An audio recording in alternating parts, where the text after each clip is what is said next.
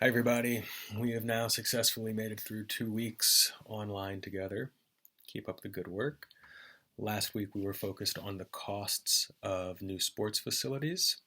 We discussed a couple different ways to finance these costs, and we were also interested in how revenue can be raised when publicly financed.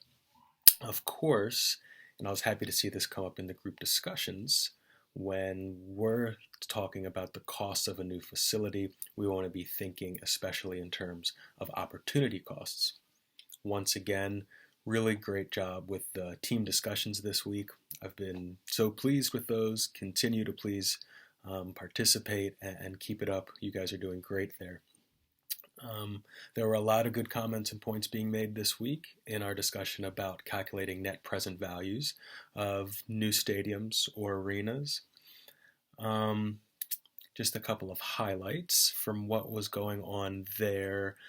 A number of you focused on jobs as being one of the main benefits from constructing a new stadium. Of course, when calculating a net present value, the net indicating we need benefits and costs discounted into present value terms. Again, many of you focusing on one of the main benefits of these new stadium projects being the jobs created.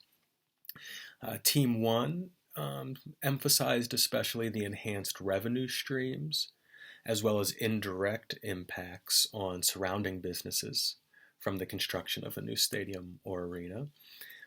In Team 2, I was happy to see Nate especially emphasize opportunity costs as being used in net present value calculations, despite the difficulty in always measuring opportunity costs. Still, in theory, those are the costs we would want to be using in our calculations. In Team 3, Tyler made a really good point about needing to use the appropriate discount or interest rate when conducting a net present value calculation. And just in general, that when these calculations are based on projections about the future, that accurately incorporating economic trends, interest rates, inflation, etc., is and can be very difficult. In Team 4, I enjoyed reading about many of you focusing on the emotional or non-tangible benefits associated with the positive externalities that we often believe are there with these types of projects, the construction of a new stadium or a new arena. And Brandon from Team 4 correctly mentions that while these are important benefits, they are, of course, very difficult to measure. Team 5, overall, there was a strong point being made there about the fact that at the end of the day, we're dealing with an estimate.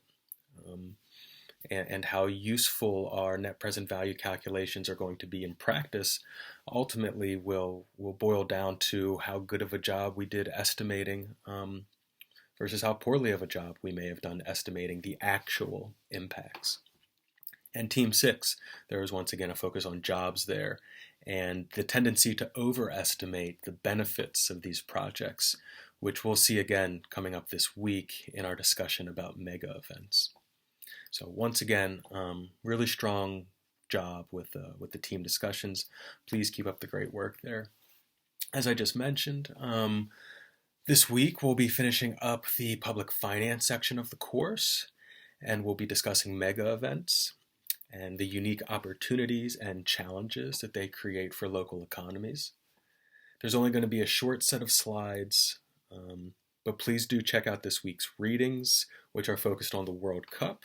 One of them is a little longer than our usual readings, but not very long at all. The World Cup, of course, being one of the better known, what we would call mega events.